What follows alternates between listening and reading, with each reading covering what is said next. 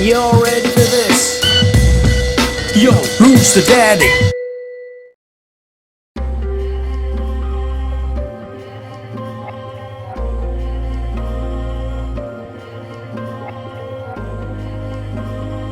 Easy guys, Dom here from Cringy Dad Gaming. So for those of you who've seen some of my Dayz videos on YouTube before, you know that I'm really into the survival aspect of the game, and I think it really has developed over a number of years, with mods constantly being recreated and made to really enhance the base experience of Dayz standalone.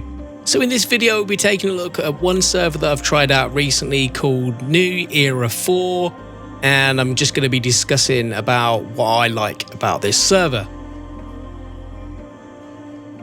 So one of the main things that I've been looking for lately is a hardcore survival challenge. Now, don't be tricked by the word hardcore, because there's an awful lot of servers out there that say they're hardcore, and they're actually pretty easy to survive. You know, you're not struggling with really anything. You can find plenty of food, plenty of equipment and medicine, and there's not really much of a challenge.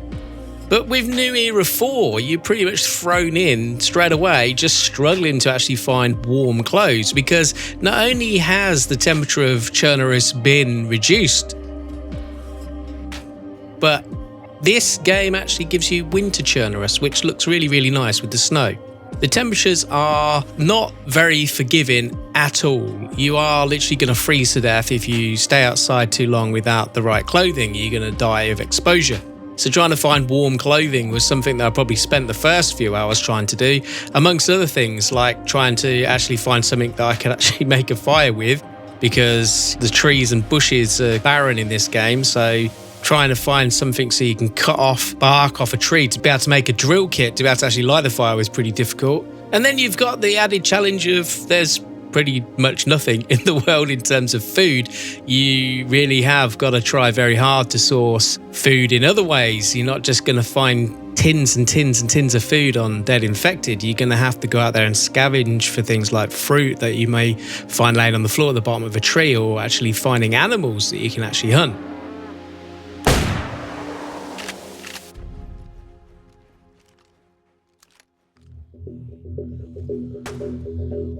Now, with this mod, not only comes those challenges of survival in terms of the environment, but you've also got the Stalker added mutants as well.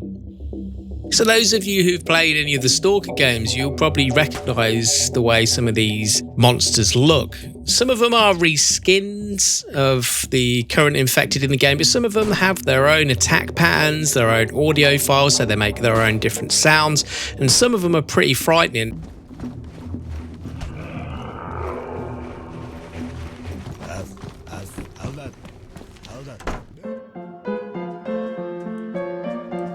Now, it's not like the good old days of playing normal Dayz, where you'd be walking through the world with rose-tinted glasses on, just being able to one-shot infected with a splitting axe. Yeah, good luck finding a splitting axe in this server. It's pretty much like rocking horse. But this game actually makes you think about, is it worth actually exploring an area with the equipment you've got? Because some of these mutants are seriously hard to kill, and actually made me want to run from them and lock myself in a room rather than actually trying to fight them. Because if you've not got the right weapons or equipment, especially early on in the game, you are gonna die. Trust me, you are gonna die.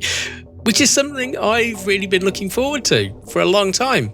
Because out of all the hours I've played in Dayz, which is probably around 1,500 hours at this stage, I've started to find it getting a little bit too easy for me in terms of the survival aspect. And this game not only makes you really search hard for the stuff you're going to need, like medicine and food and maybe some warm clothes, it also makes you re-evaluate how you're actually playing the game. Now, there are some surprises in the server that I wasn't expecting. There's some really eerie and creepy moments, like the jump scare. And there's also some dynamic storms and events, like an emission event that kind of came out of nowhere. There was suddenly this warning on the radio.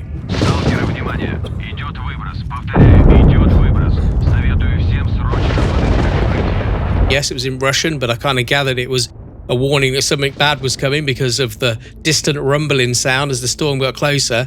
And if you're stuck outside in one of these events, you're dead, pretty much.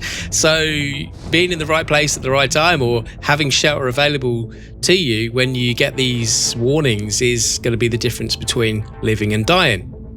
Now, you may think it's as easy as from a fresh spawn just running straight up to Northwest Airfield to be able to gear up. No, this server is not like that at all. You are going to find that military areas are guarded by really difficult enemies that will pretty much take a shit ton of bullets to kill if you've got them in the first place.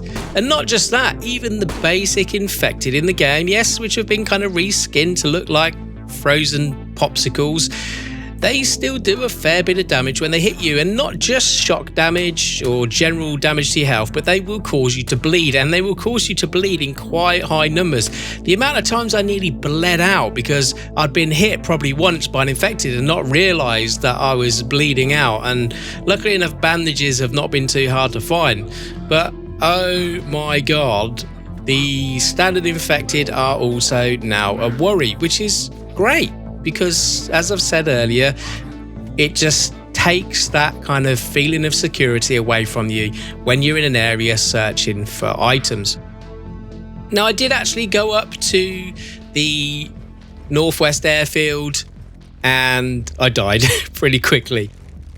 Not only are there anomalies spread out throughout the world which could damage you or maybe be used to teleport you to a random place if you find the right one, but there is also some very nasty mutants that are pretty fast and will pretty much kill you, which I found out relatively early on in the game when I visited the airfield.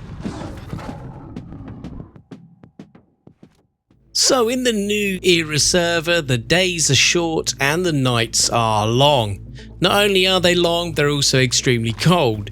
You're going to want to find yourself something to light the place up, maybe make yourself an improvised torch, but it does make the whole immersion and feeling of the game feel a little bit more sinister, trying to find your way around in darkness, and sometimes it's easy to get kind of caught out by mutants that may be hiding around a corner. This is something that some people might not like, but it really does drive you to maybe try and find the all-elusive night vision goggles in the game, or maybe find yourself a torch or something that you can actually use to be able to see a little bit better. Nighttime does also bring other things that you can do now. Rather than having to worry about getting caught out because people can see you fire from miles away, you can actually cook up some food, stay warm, and maybe get some sleep, because there are some other little elements like having to rest, otherwise you get tired.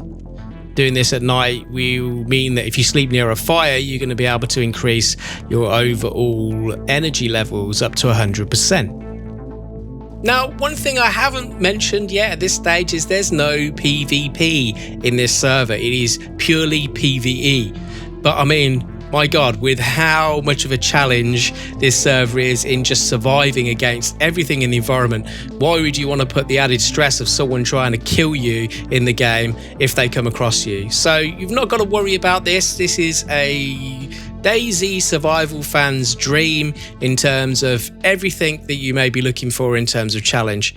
I'll put the details of the server in the description. So just to wrap up, if you're looking for an extreme challenge in Dayz, you're looking for hardcore that actually means the word, then I'd say this server is going to give you a decent challenge. It's got everything you would want in terms of scarce resources and real danger in terms of the environment and the monsters that you're going to come across throughout this game. There's probably loads of things that I haven't come across and experienced yet, but I just wanted to point out this server now so people can maybe start enjoying it as much as I've been. So watch this space for more Dayz, and I'll catch you guys on another video. Thanks for watching.